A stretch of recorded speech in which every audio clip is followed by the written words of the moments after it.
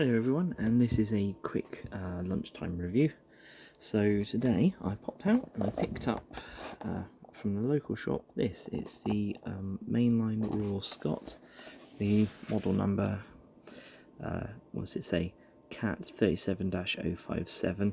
So this is a LMS rebuilt Royal Scot called Royal Scot number 46100. Made by Mainline. It was £35 second hand. I've only ever owned Hornby locos. This is my first non-Hornby loco. So let's see, let's take it out of the box. There we go. Right, so I'll start off with the tender first. There we go. So it's got the, again, matches in with my period XLMS, early BR crest. So this one, like I say, it was £35. I had to look over it in the shop before buying it. From what I can see, there's no damage to any of the lining. The parts detail, any details on top of the tender and the back of the tender appear okay. Let's see, there's a little bit of red paint that has gone over onto the black lining there at the back. Oh, okay, so let's see, I'll need to add a dab of glue to that handrail, but that's nice to see that the handrails are actually separate and not part of the moulded plastic. That's quite nice, and they're quite close fitted, so they don't catch easily. Let's see, it's got hooks on the back instead of that horrible moulded bit that Hornby done. So as far as I'm aware, this would actually be a Hornby cast that was used, a Hornby mould that Mainline would have purchased. Wheels are sort of like metal and plastic and quite reasonably freewheeling. So I'll pop that on the back there. That's just a quick look over the tender. Let's give that a little go. Slows down a bit, but not like it's getting stuck or anything. Okay, let's take a look at the engine itself. Oh, I hate this packaging. I've got some what's the word? Clear plastic here. I will cut to size, and I'll use that because then I'll be able to pinch that and pull the loco out the packaging without catching any of the details on the packaging itself. So let's have a look at the loco. So on the top you've got the whistles and valves. So it's double chimney. It's got the handrails on the side. Nice bit of detail under the smoke box there. You've got the nameplate, Royal Scot. Let's see, will that focus? No, it won't. There is text under there, but bugger me if it's legible. I got no idea. So there we go. So by the look of it, it appears okay. It's quite heavy, so it does feel very heavy. So there's a lot of metal in there, although I think that this is plastic on the outside. But I've never really been bothered about whether or not something's metal or plastic, die cast. So it is loco driven. The gear, the motor's in here somewhere.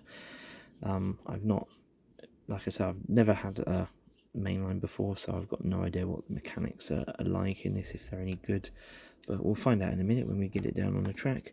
Have a look inside the cab. So it's got some. Try and get the angle right. There we go. So you've got some moulded detail in there.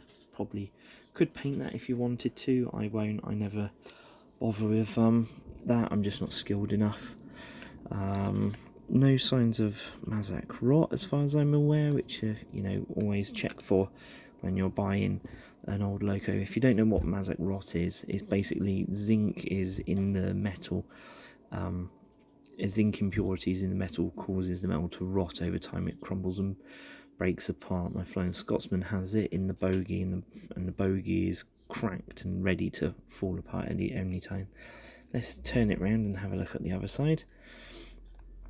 So it's missing like the obviously this side, it only has on one side the certain bits of pipe work and the reverser rod, I think it's a reverser rod. So it's a bit cleaner looking on this side. Let's see, so unlike the tender, there's no handrails fitted on the cab, although you do have them on the boiler. This looks nice. Like on the older Hornby locos, this bit would be plastic and would look quite terrible. So given that this is probably sort of like a hand-me-down chassis from Hornby, the detail seems to be quite good. There's no, in the box there is no extra detail to sort of like add on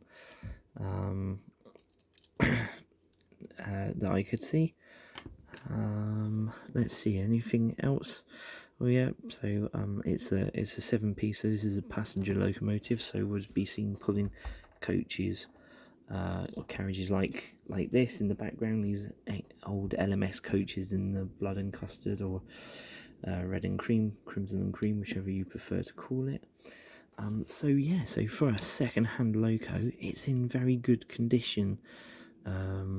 Upon inspection, I'm not seeing any significant like scratches or marks or damage. Nothing appears to be missing. Very happy with that.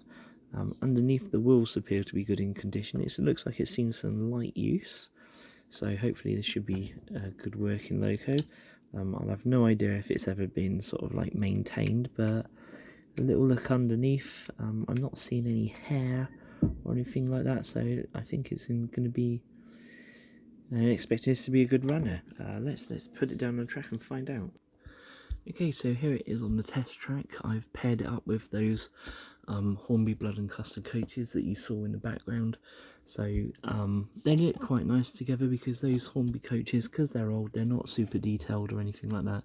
So they kind of fit with these older models. They look good together. And yeah, so let's turn it on and see if it runs. Okay, here we go.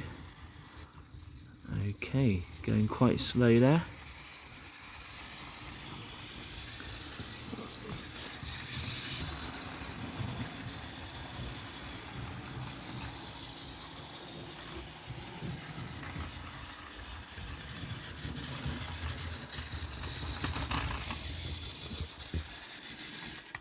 Okay, so that's happened twice now. The tender has derailed. Now, I don't know what is going on there.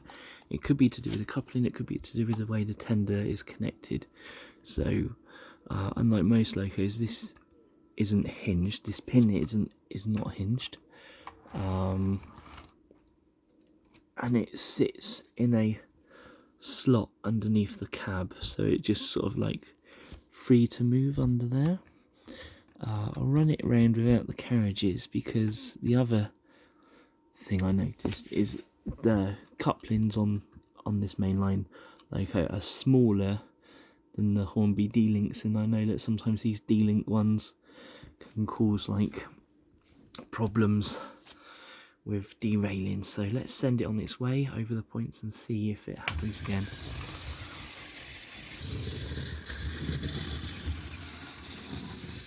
Okay, so it didn't happen there, so I'll send it round backwards and see if the tender is okay going backwards.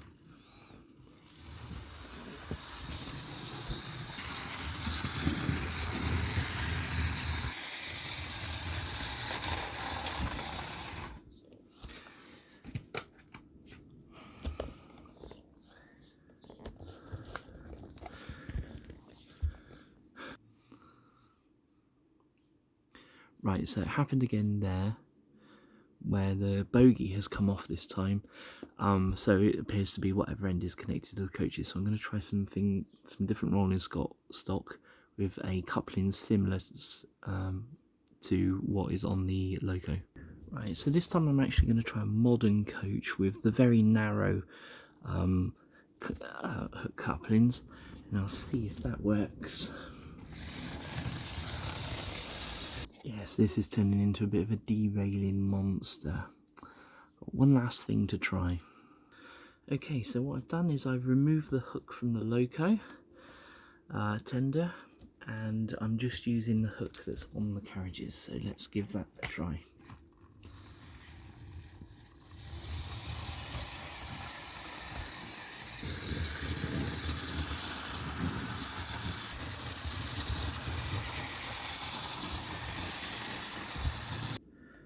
Success! So there we have it. If you want to use a mainline loco with old Hornby rolling stock, it looks like you just need to take this off the mainline loco and then it will work fine without derailing, or at least that's the case for the one that I've bought.